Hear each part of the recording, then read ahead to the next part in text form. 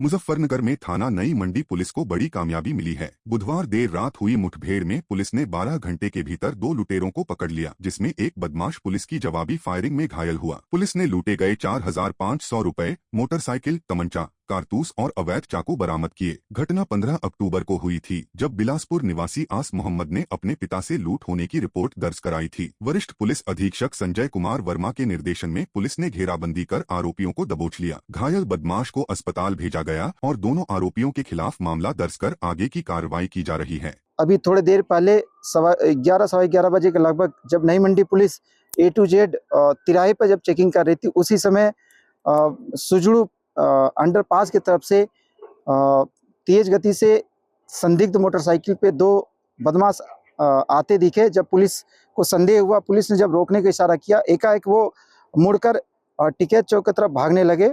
तकरीबन 500 मीटर दूर आने पर एकाएक वो साहौली गांव की तरफ मुड़ गए और थोड़े दूर आने पर जब उनकी मोटरसाइकिल फिसल कर गिर गई तो पुलिस ने उनको जब घेर लिया। पुलिस से घिरता देख उन्होंने पुलिस टीम पर जान से मारने की नीयत से फायरिंग कर दी।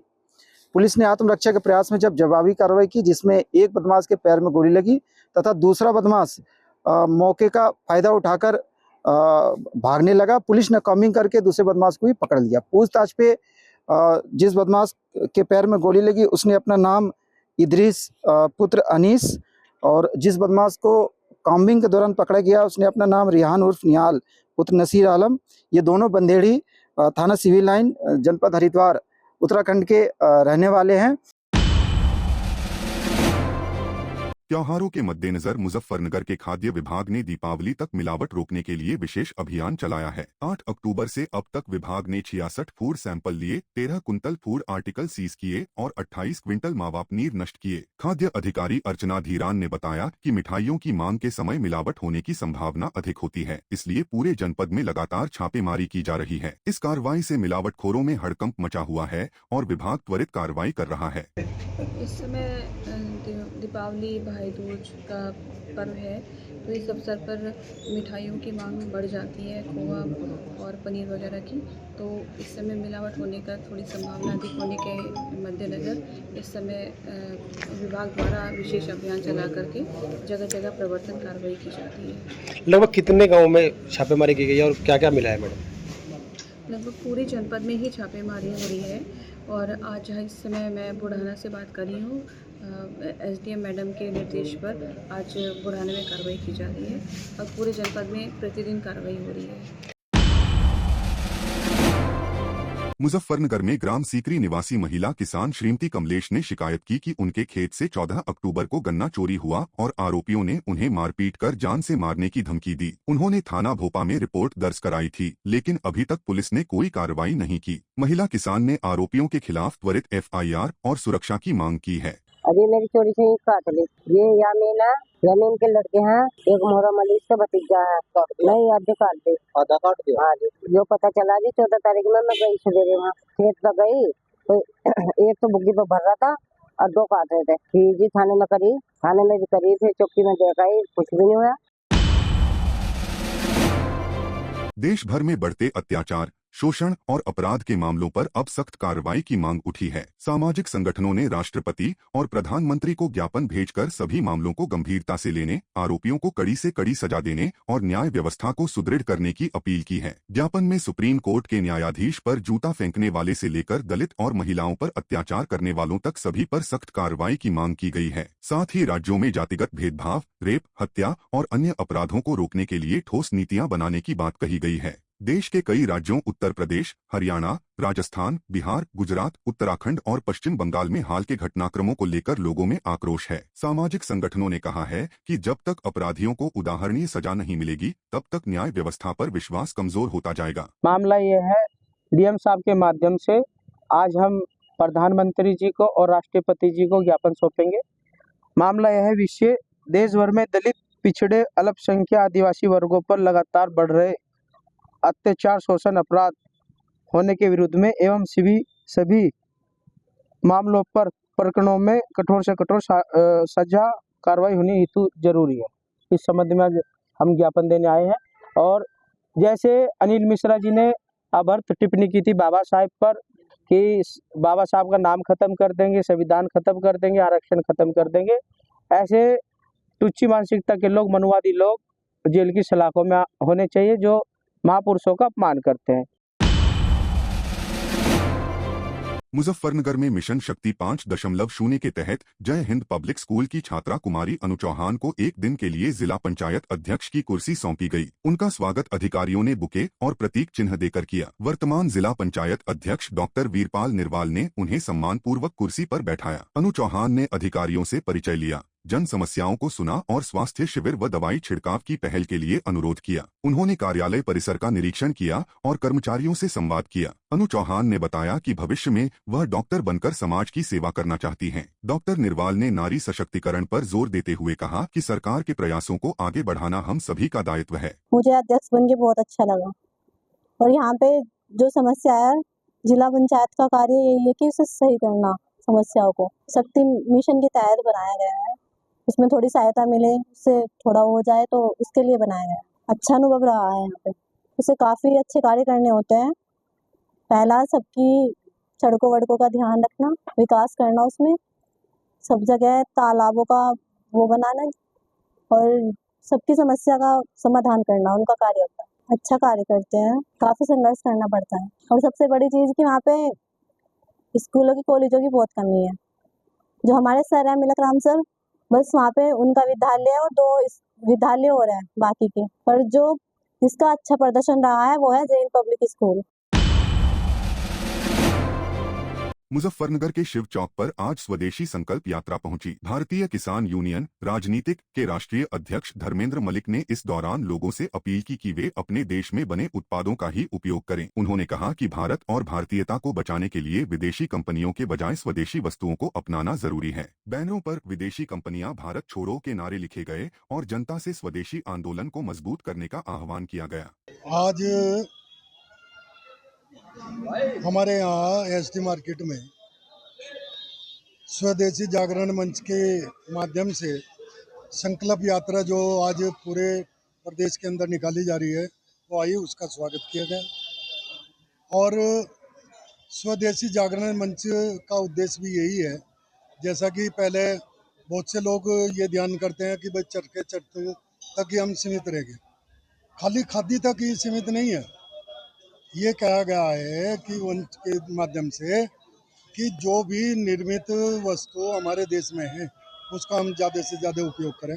देखिए, आज जनपद में स्वदेशी की यात्रा पहुंची है और इस यात्रा का मकसद यह है कि इस देश में अपने जो संसाधन हैं उनको जो है मजबूत किया जाए।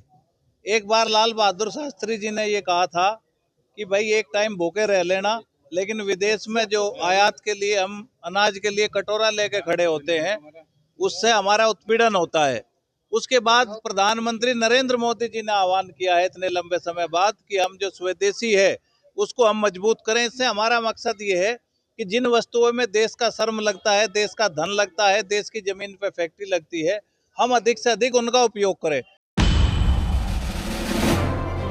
फिरोजाबाद में पुलिस और बदमाशों के बीच मुठभेड़ हो गई। इस दौरान पिता पुत्र समेत 3 लुटेरे गोली लगने से घायल हो गए। सभी घायलों को जिला अस्पताल में भर्ती कराया गया है। तीनों आरोपी लूटपाट की घटनाओं को अंजाम देते थे। डॉक्टर अनुराग कांत ने बताया कि अब उनकी स्थिति पहले से बेहतर है और पुलिस आगे की जाँच में जुटी है। ये 3 व्यक्ति थी जो पुलिस के माध्यम से यहाँ लाई गई थी। बताया ये जा रहा है कि ये लोग बाइक चोरी, पेन स्नैचिंग ऐसी घटना को अंजाम दिया करते थे। तो आज सुबह इनके लगभग 5:30 बजे पुलिस के माध्यम द्वारा इनका इनकाउंटर किया गया, जिसमें 2 व्यक्तियों के पैर में गोली लगी और एक का पैर टूट गया। अब इनको प्राथमिक उपचार देने के बाद जिला अस्पताल भेज दिया गया है, जहाँ पर उनका एक्सरे वगैरह होगा और उपचार दोबारा दिया जाएगा।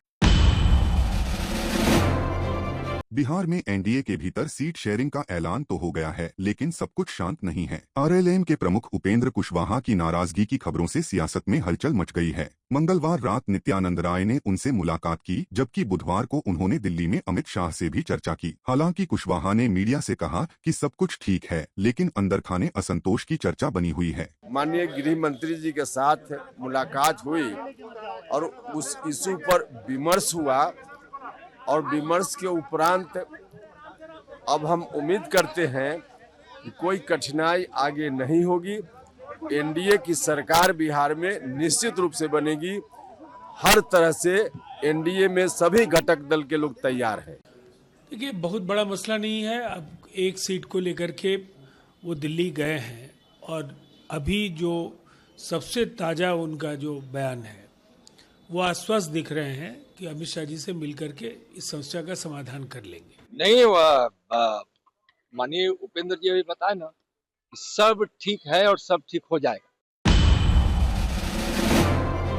बिहार विधानसभा चुनाव से पहले राजनीतिक सरगर्मी तेज हो गई है। महागठबंधन में शामिल नहीं किए जाने के बाद असदुद्दीन ओवैसी ने नया तीसरा मोर्चा बना लिया है। उनकी पार्टी एमीम अब चंद्रशेखर आजाद की आजाद समाज पार्टी और स्वामी प्रसाद मौर्य की अपनी जनता पार्टी के साथ मिलकर चुनाव लड़ेगी। इस गठबंधन का नाम ग्रैंड डेमोक्रेटिक अलायंस यानी GDA रखा गया है। राजनीतिक जानकारों का कहना है कि यह मोर्चा मुस्लिम, दलित और पिछड़े वर्ग के मतदाताओं पर असर डाल सकता है। भाई, परसों ही हम लोगों की अपनी जनता पार्टी स्वामी प्रसाद मौर्य के साथ हम लोगों का अलायंस हो चुका था। आज आजाद समाज पार्टी काशीराम, जिनके जिम्मेदार हैं चंद्रशेखर आजाद साहब, उनके साथ हम लोग का गठबंधन हुआ है। तो इसके माने है कि AIMIM, आजाद समाज पार्टी और अपनी जनता पार्टी, 3 पार्टियों का ये गठबंधन हुआ है, जिसका नाम हम लोगों ने GDA दिया है, ग्रैंड डेमोक्रेटिक अलायंस के नाम से। ये आज़ाद समाज पार्टी कांशीराम भाई चंद्रशेखर आज़ाद जी की पार्टी, स्वामी प्रसाद मौर्य जी की पार्टी अपनी जनता दल और AIMM असदुद्दीन साहब की पार्टी के बीच आज ग्रैंड डेमोक्रेटिक अलायंस की घोषणा हो गई। हम साथ मिलकर लड़ेंगे और मजलूमों का इत्तेहाद है। जो भी मजलूम है उनकी आवाज़ उठाई जाएगी। बिहार में एक ताकतवर अलायंस होगा और हम कम सीटों पर लड़ने का ये फैसला